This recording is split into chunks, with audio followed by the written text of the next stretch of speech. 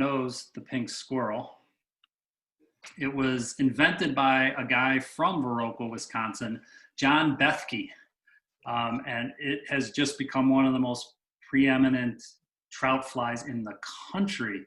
But if you're fishing in the Driftless in particular, you gotta have this fly.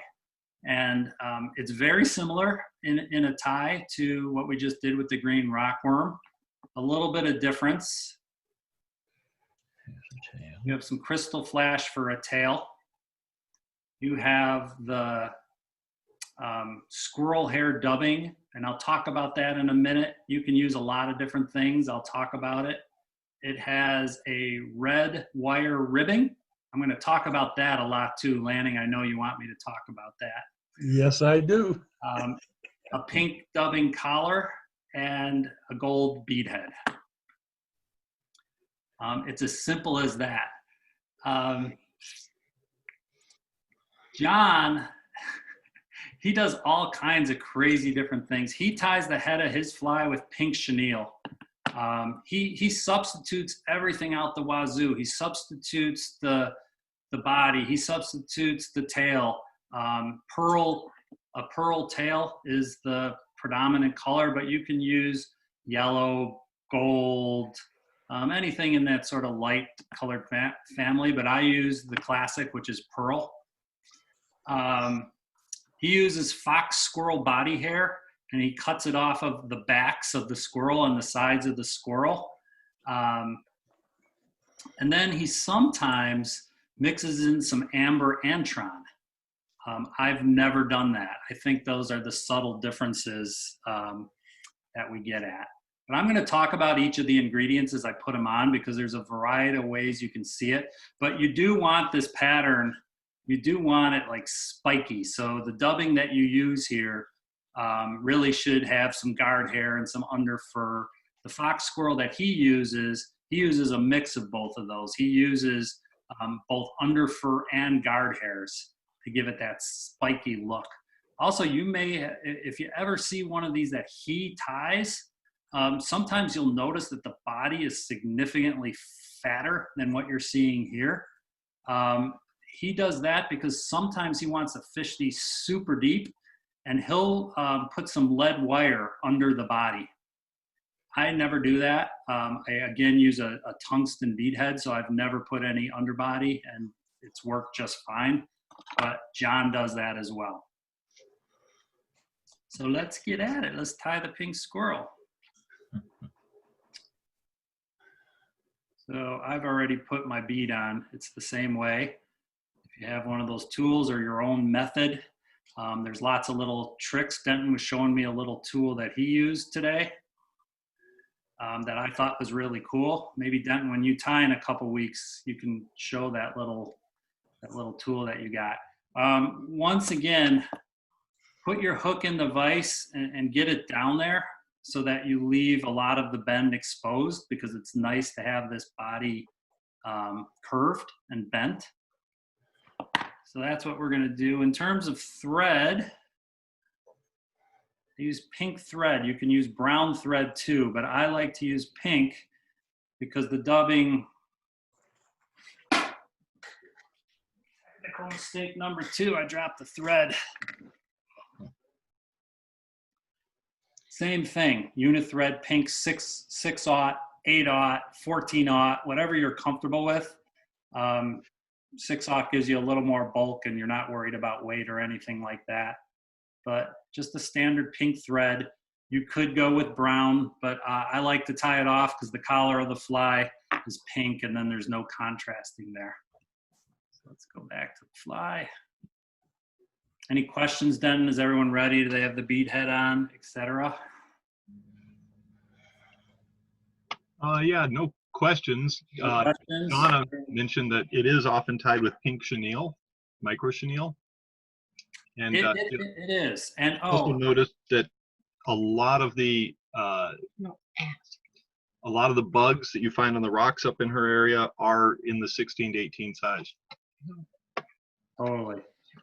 I'm going to talk about this again, but I like a bright pink John Bethke ties it in more of a lighter colored pink, of a salmon egg or so. I don't know. I like that pink pop. Not that I'm trying to top his fly. I should probably do what he says to do. But I like that pink collar, and I catch a lot of fish with it, so it works. Maybe I'd catch more if I did it the way he designed it. But we all have our things. I am going to talk about that for a second. We all have our things. There's substitutions out the wazoo on all of these flies, whether you use a light pink collar or a chartreuse pink collar. And honestly, I don't think it matters all that much as long as you get the profile and the size and the proportions right. I don't think it matters to the fish. But what really matters is how you feel. And we've talked about confidence flies. These two flies are confident flies of mine. You know, you can use pheasant tail nymphs. You can use prince nymphs. You can use anything, you know, up there. Scuds, like lots of people fish with scuds. They're great flies up there. But if I'm fishing with a pink squirrel versus a scud, I think I'm going to catch more fish on the pink squirrel or the green rockworm just because I feel good fishing them. I do try to expand my confident flies because once you catch some fish on something else, they go into your repertoire. But, you know, don't hesitate to stick to a couple patterns and don't switch all the time. It's more like how you're feeling and how you're fishing it than the pattern itself. So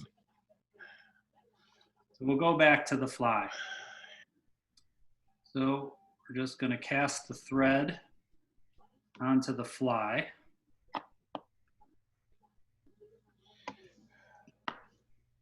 Okay, and then as I mentioned, it's got a tail of pearl flash. This is just straightforward pearl flash, and you can use yellow, you can use any variety of colors will work. But again, pearl's the traditional. I stick with the traditional. What I do is to make it easy, I take 2 strips. I'm gonna let you see this up close.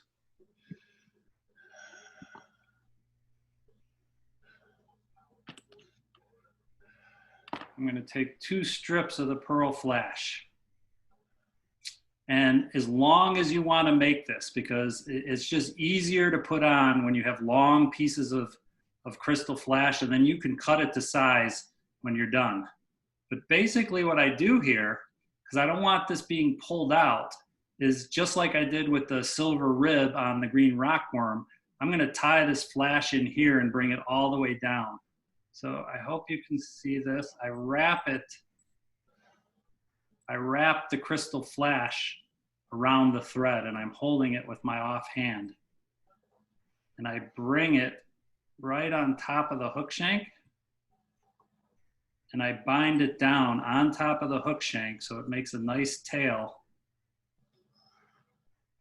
Nice tight wraps all the way down so you can see how that's starting to just come down the hook shank. And because I doubled it over and I had 2 pieces on, I'm going to have 4 strips of tail. And I bring this all the way down to the tips of my vise as far as I go, so I have that coming off the back end. You can cut it now, you can cut it at the end of the fly. I advise cutting it at the end of the fly till you get a sense of what you like.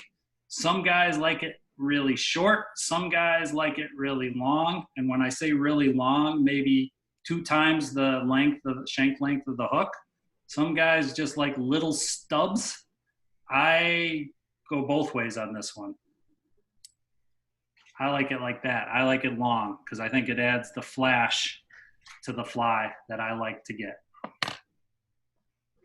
Okay, the next thing we're going to do is we're going to tie in the red wire rib. And I'm going to say this. Just some small or medium red wire, whatever the size of the fly you're tying in. And you know how we've talked tonight about all the different substitutions? You can put pearl flash in, you could put yellow flash in, you could put red flash in, you could use dark pink dubbing, you could use light pink dubbing. That's all true and it doesn't matter. But tie in another color rib other than red at your own peril. At your own peril. Thank you, Dan. And I will just tell you this. If you tie in a rib other than red wire, not only will you not catch fish, but you will never catch another trout again. Ever. So it's up to you. It's totally up to you guys. Substitute everything else, but when you're tying the pink squirrel, do not substitute the red wire. Hey, Dan, can we call that Dan's curse? Yeah. Hey guys, I'm just kidding about that. We were tying a couple of years ago with Lanning, and I think Mark and a few other people, and I don't know how we got on. I think it was too much bourbon or something. And I don't know, the whole night was talking about red wire. So I do want this rib to be in there nice and tight. So I'm gonna tie it in at the back, right at the tie-in point there. And I'm gonna leave just enough of the wire sticking up so I can bring it almost to the bead of the fly. I'm just gonna binding it down nice and tight. It does kind of suck if you tie this in and then it comes out when you're tying it. So I have it bound in nice, and then I just take the thread back way down there again, because we're gonna be tying in such a thick body on this fly that there's gonna be no lumps or bumps or anything that you can see. So now we're gonna tie in the dubbing.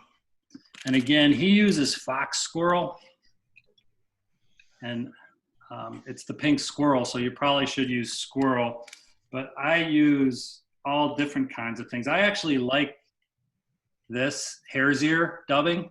I guess that makes it the pink hare, or the pink rabbit or whatever, but this has a lot of spiky guard hair. I think they throw a little synthetic in here for a bit of sparkle. I tie a lot of my pink squirrels with this. This is Sanyo's laser dub for like steelhead patterns and stuff. That's nice because he puts some little fluorescent shiny things in there. That works.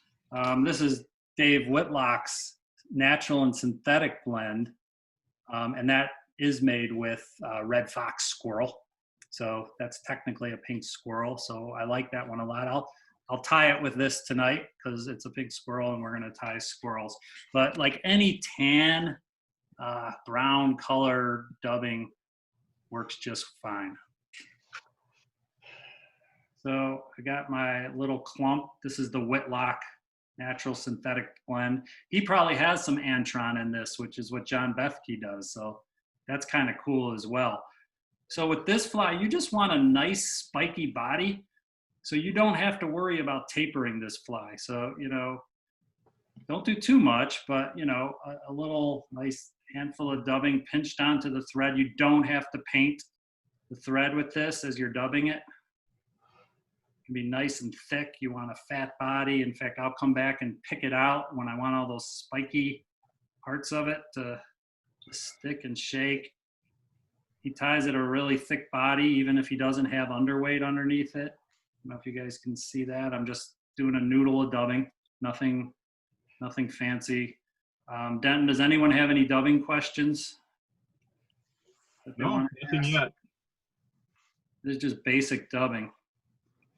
And so when I tie this, I don't tie my wrap super tight. You can get too loose on it and then it gets all, you know, falling apart. But when I come around, I'm really just going over it to get all this nice thick body. I might do a little bit of taper to it. I'm gonna put a little more dubbing on. If I can find my dubbing.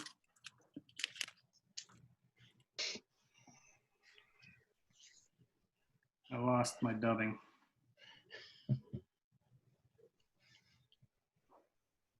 I gotta find it.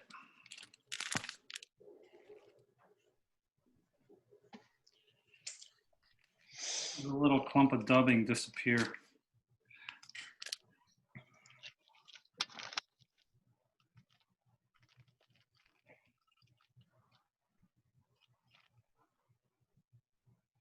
Some more dubbing on there. Just kind of loosely wrapping it so I get that nice chunky spiky body.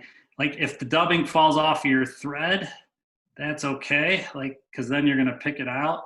If some gets in this area right here where we're going to tie the collar in, that's okay too, because we want the collar to be thicker than the body of the fly, so that just makes it fast and easy. So I have a little bit of the tan brown dubbing that got into my collar space, and I actually like that because that'll let me put less pink on and build a collar around it. So I might come in with my scissors or a bodkin and just kind of pick in there and get some things spiking up.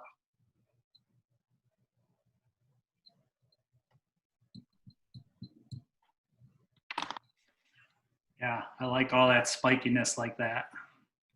Any questions? Okay, and then we're gonna take the red rib. Red. Please don't let anyone in Drift find out you're tying pink squirrels in any color other than red. And you're just gonna spiral this one forward. That abdomen. Bring it up behind the bead. One wrap behind it.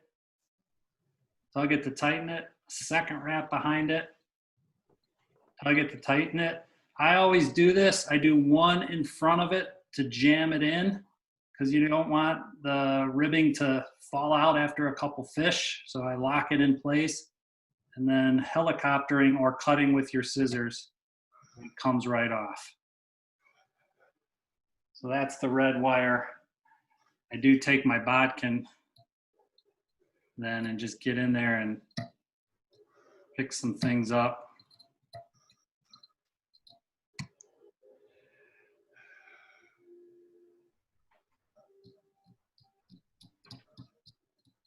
Break that up really nicely. Okay, and then the last part of this fly is the pink collar, where the fly gets its name. Again, I like the bright pink. This is Spectra Blend Nymph Scud Pink. And if you like to fish scuds, I know Denton likes to fish scuds up in the Driftless. This is a great color for those. But John goes, he goes paler. This is called Hendrickson's Pink from Orvis. The Dan twist on it, and it's not the Dan twist on it because you'll see them in fly shops that are very pink.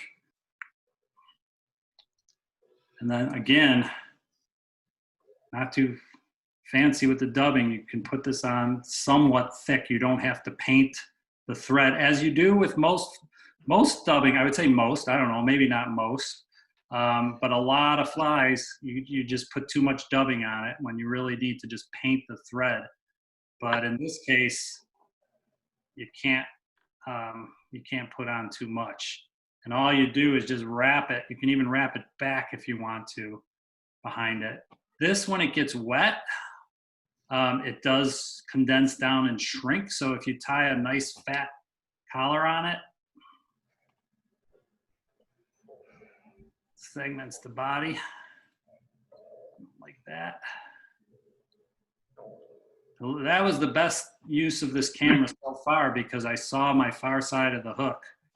I didn't like how that dubbing was like interspersed. That's better with the brown. Yeah.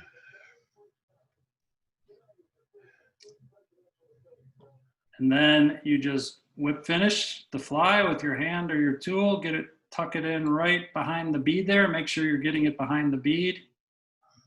4, 5, 6. Whip finishes. Got to do it faster. Tried to do it slow, but it slipped off the bead. And voila.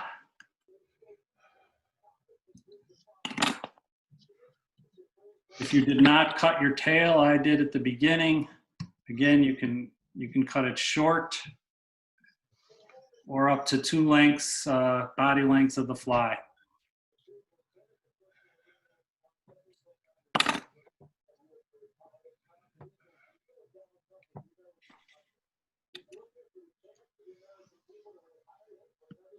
And that is the pink squirrel. Looks good, Dan.